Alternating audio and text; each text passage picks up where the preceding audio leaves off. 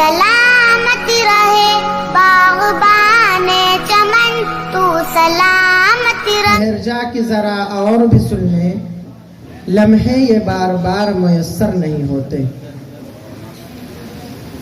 الحمدللہ رب العالمین، والصلاة والسلام على رسوله الأنبياء والمرسلين وعلى آله وأصحابه أجمعين، أما بعد، فأعوذ بالله من الشيطان الرجيم، بسم الله الرحمن الرحيم. إنما يخشى الله من عباده العلماء، إن الله عزيز غفور. محترم بزرگوں اور دوستوں اور اسٹیج پر رونق افروز اساتذہ کرام،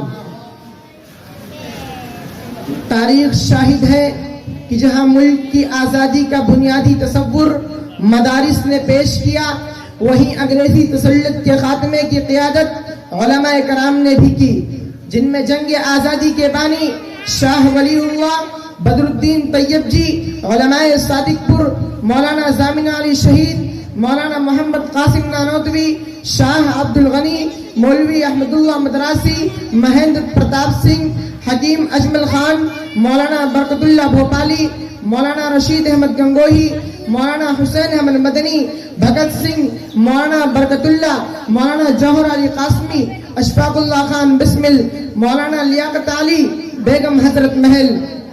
یہ حضرات وغیرہ نہ ہوتے تو جنگ آزادی کی صبح ہونے میں تاخیر ہوتی اور جنگ آزادی کی تاریخ نامکمل رہ جاتی. میرے بھائیوں، تاریخ کے اوراق پلٹیے تو مرد مجاہد شیر میسور سلطان ٹیپو رحمت اللہ علیہ ملیں گے، جن کا یہ قول آج بھی چار دانگ عالم میں مشہور ہے کہ گیدڑ کی 100 سالہ زندگی سے شیر کی ایک دن کی زندگی بہتر ہے.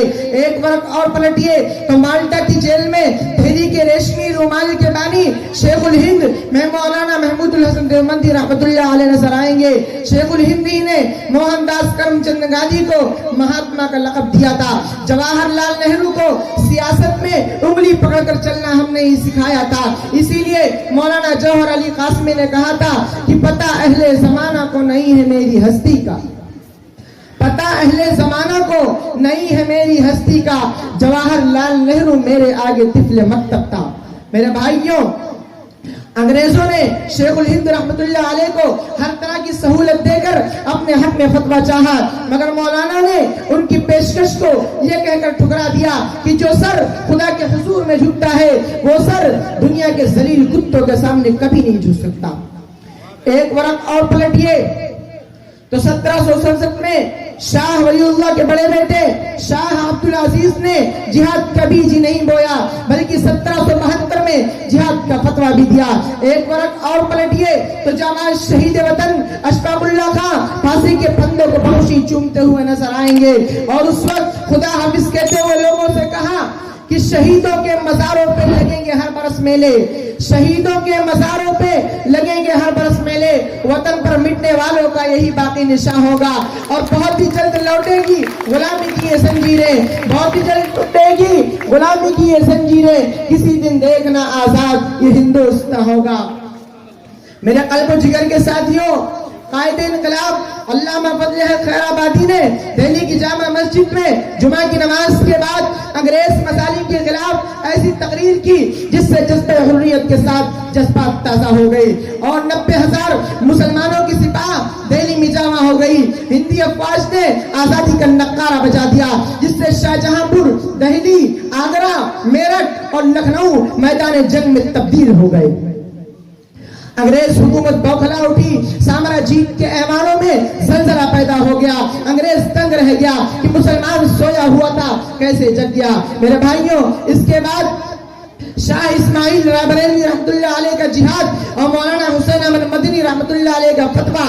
اس کے بعد 1878 میں انجمن سمرد الترتیب، 1909 میں جمعیت الانصار، 1913 میں نظارت المعارف، 1919 میں जमीयत उलमा हिंद, इन तमाम तहरीकों के नुमाया रूल और इनकी सरगर्मियों को कौन फरामोश कर सकता है। ये सब बुनियादें हैं हिंदुस्तान की जंग आजादी का। मेरे भाइयों, हिंदुस्तान की जंग आजादी मुख्तलिफ मराहिल से गुजरी, हर मोड़ पर हर तरह हमने इस मुल्क की हिफाजत की है और अपनी कुर्बानी देकर इसकी शान और शौकत में इजाफा ही किया है। मेरे भाइयों, इस आजाद मुल्क के जिस ईंटे को उठाएंगे, जिस चप्पे पर देखेंगे, उसमें हमारे खून की महक और हमारे बुजुर्गों के गरम गरम आंसुओं की नमी और हमारे जियालों के वलवले और अज़्म और हौसले मिलेंगे। मेरे भाइयों, आखिर वो कौन सी कुर्बानी है जिनमें हमारे उलमा इकराम ने शिरकत नहीं की? जब भी जरूरत पड़ी तो हम शामली के मैदान से जजीरे अंडमान में नजर आए, कभी हम तहरीक रेशमी रुमाल के शक्ल में नजर आए, कभी हमने खून का दरिया बहाया, कभी हमने मशरिक़ और मगरिब में मादरे वतन की वकालत की, कभी हमने मादरे वतन के लिए अमेरिका और लंदन का सफर किया, कभी हमने बालाकोट की पहाड़ी पर चढ़कर अंग्रेजों के खिलाफ अलम बगावत बुलंद किया। मेरे भाइयों, आजादी के इस तवील तरीन तारीख में हमारी माओ और बहनों को बेहुरमत किया गया, अमलाक पर डाका जनी की गई, लातादाद बच्चे यतीम हो गए, बेशुमार सुहागनों का सुहाग उजड़ गया, हजारों बस्तियां वीरान और गांव बेचराग हो गए, लाखों जाने तल्फ हो गई। माल्टा के जिंदान खानों में भी हमारे सब्र और ज़ब्त का इम्तिहान लिया गया। पानीपत और शामली के मैदानों को भी हमने अपने खून और जिगर से सैराब किया। अहमदनगर के कैद खानों में भी हमने अपने आज़म हौसलों का नजारा कराया। बदनाम जमाना जेल और काले पानी जेल की सजाए कैद भी हमने काटी, जेल खानों के मसाइब झाले और जलियांवाला बाग का खूनी मंजर भी हमारे सामने से गुजरा। लाहौर की शाही मस्जिद भी हमारी कुर्बानियों की शाहिद है। एक एक दिन में 80 उलमा को फांसी के फंदों पर लटका दिया गया। मेरे भाइयों, एक हिंदू मुसन्निफ ने लिखा है कि 1857 की जंग आजादी में तकरीबन 5 लाख मुसलमानों को फांसी के फंदे पर लटका दिया गया। दिल्ली की चांदनी चौक से लेकर खैबर तक कोई ऐसा दरख्त न था जिस पर किसी न किसी आलिम की लाश लटकी हुई ना हो। मेरे भाइयों, गोया उलमा इकराम की कुर्बानियों को जितना जिक्र किया जाए उतना कम है। बसों की खूनी मार को, चमन के सारे फूल वतन अजीज पर कुर्बान होने और उनकी कायदाना किरदार के नतीजे में अंग्रेज भेड़िए की चंगुल से ये मुल्क आजाद हुआ। ऐसे में उर्दू के बेबाक और फिक्र और फन के सहाबी कैसे पीछे रह सकते थे? उन्होंने जंग आजादी की जिद्दोजहद बढ़ाने और उसकी शमा की लो को तेज करने के लिए अपने तमाम अखबारात वक्त कर दिए और आवाम के दिलों में ऐसी शमे जलाई जिसे जुल्म और सितम की आंधियां कभी बुझा न सकी। महतरम बुजुर्गों और दोस्तों, इनकलाब जिंदाबाद, अंग्रेज हुकूमत मुर्दाबाद का नारा आवाम को दिया। सरफरोशी की तमन्ना अब हमारे दिल में है जैसा पुरजोश नगमा और सारे जहां से अच्छा हिंदुस्तान हमारा वतन की मोहब्बत में डूबा हुआ तराना सुनाया जिससे मुल्क की दरो दीवार गूंज उठे। इत्तिहाद जयंती की ऐसी मिसाल इसे तारीख कभी फरामोश नहीं कर सकती। और बकौल अल्लामा इकबाल, यही इस मुल्क की ताकत का राज है। यूनान मिस्र रोमा सब मिट गए जहां से, यूनान मिस्र रोमा सब मिट गए जहां से, अब तक मगर है बाकी नामो निशान हमारा। मेरे भाइयों, हिंदुस्तान के पहले वजीर तालीम मौलाना अबुल कलाम आजाद ने कहा था, ये मुल्क हमारा है, हम इस मुल्क के हैं। इस मुल्क के तकदीर के बुनियादी फैसले हमारी आवाज के बगैर अधूरे ही रहेंगे। मौलाना आजाद ने दिल्ली की जामा मस्जिद से लोगों को मुखातब करके फरमाया कि अपने अंदर बुनियादी तब्दीली पैदा करो, तब्दीलियों के साथ चलो। सितारे तो टूट गए हैं लेकिन सूरज अभी भी बाकी है, उससे किरणें मांग लो और उन अंधेरों में बिछा दो जहां उजाले की सख्त जरूरत है। मेरे भाइयों, मौलाना आजाद हमेशा मुल्क की मुस्तहकम तामीर के लिए कौमी यकजहती की दावत देते और उनका वाज़ेह मौक़िफ़ ये था कि अगर आजादी न मिली तो हिंदुस्तान का नुकसान होगा, लेकिन अगर हिंदू मुस्लिम इत्तेहाद न रहा तो इंसानियत का नुकसान होगा। मौलाना आजाद का मारूफ कौल कि अगर आज भी एक फरिश्ता कुतुब मीनार पर उतर कर ये ऐलान करे कि हिंदुस्तान को आजादी मिल सकती है बशर्ते कि हिंदू मुस्लिम इत्तेहाद से दस्तबरदार हो जाए, तो मैं आजादी के मुकाबले हिंदू मुस्लिम इत्तेहाद को तरजीह दूंगा। मेरे भाइयों, हिंदू मुस्लिम इत्तेहाद के आलमबरदार बकौल सर सैयद अहमद खां کہ ہندوستان ایک دلہن کے مانند ہے، ہندو اور مسلمان اس کی دونوں دو آنکھیں ہیں، اگر ایک آنکھ بھی خراب ہو گئی تو دلہن کی خوبصورتی غارت ہو جائے گی۔ مفکر اسلام حضرت مولانا ابو الحسن علی حسنی ندوی رحمۃ اللہ علیہ نے ایک موقع پر قداور شخصیتوں اور ڈھانٹے مارتا ہوا انسانی سمندر کو مخاطب کر کے اپنے ولولہ انگیز میں خطاب کیا اور فرمایا کہ ہم اس ملک کے مالی اور چمن آرا ہیں، اس ملک کے تقدیر کے بنیادی فیصلے ہماری آواز کے بغیر ادھورے ہی رہیں گے۔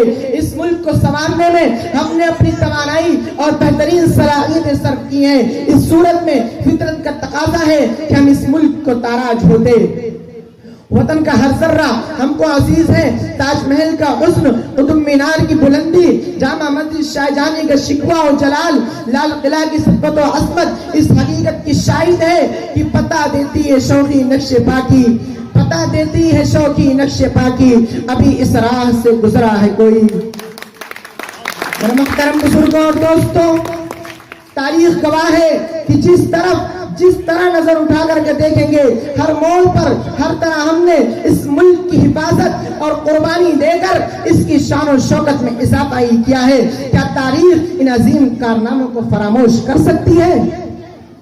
میرے بھائیوں، آزادی کے بعد مجاہدین آزادی نے ایک سنہرا خواب دیکھا تھا کہ حب الوطنی کے جذبے کو فروغ دینے کے ساتھ مساوات و خوشحالی پر مبنی ایک ایسا سماج تعمیر ہوگا جہاں کسی کا استحصال نہ ہوگا، اقلیتوں کا ملی تشخص اور دستور حق محفوظ رہے گا، تعلیمی، اقتصادی اور معاشی میدانوں میں کسی کے محتاج نہ ہوں گے، خوشحالی اور بھلائی کی گنگا بہے گی اور ہم اپنے ملک کے قانون اور دستور کی روشنی میں وطن عزیز کو آگے بڑھائیں گے۔ لیکن افسوس کہ آج ہمارا ملک مختلف مسائل میں گھرا ہوا ہے، قومی مسائل بے شمار ہیں، تھمنے کے بجائے اضافہ ہی ہوتا جا رہا ہے، عدم رواداری کی وجہ سے لوگوں میں بے چینی پائی جا رہی ہے، ہر طرف بد امنی اور خوف و ہراس کا ماحول ہے، لوگ علاقائیت، مذہب، مختلف ذاتوں، طبقوں اور فرقوں میں تقسیم ہوتے جا رہے ہیں۔ کسی شاعر نے کیا خوب کہا ہے کہ اب کہیں بھی وفا نہیں باقی، اب کہیں بھی وفا نہیں باقی، یہ سچ ہے کہ سچی ادا نہیں باقی۔ محترم بزرگوں اور دوستوں، خاص کر مسلمان جس نازک ترین ماحول سے گزر رہا ہے، ان خطرات اور چیلنجوں سے نبرد آزما ہے، وہ کسی سے مخفی نہیں ہے۔ ایسا معلوم ہوتا ہے کہ تمام فضا مسلمانوں کے مخالف ہو گئی ہے، ایسا معلوم ہوتا ہے کہ تمام فضا مسلمانوں کے مخالف ہو گئی ہے اور بیچارہ مسلمان اپنی بے بسی اور بے گناہی کی دہائی دے رہا ہے، مذہب، رواداری اور حب الوطنی کا واسطہ دے رہا ہے اور ایک چٹکل میدان میں کھڑا چیخ رہا ہے کہ مجھے جینے کے لیے دوسروں کا رحم و کرم چاہیے، اور اپنے زبان حال سے کہہ رہا ہے یا رجلاً خذ بیدی، ہے کوئی میرا ہاتھ تھامنے والا جو مجھے میری منزل تک پہنچا دے۔ ہوئے شہید لہو کو لٹا دیا ہم نے، ہوئے شہید لہو کو لٹا دیا ہم نے، وطن کی خاک کو دلہن بنا دیا ہم نے، ہر ایک گل میں ہمارے لہو کی خوشبو ہے، ہر ایک گل میں ہمارے لہو کی خوشبو ہے، ابھی بھی پوچھ رہے ہیں کہ کیا دیا ہم نے۔ السلام علیکم۔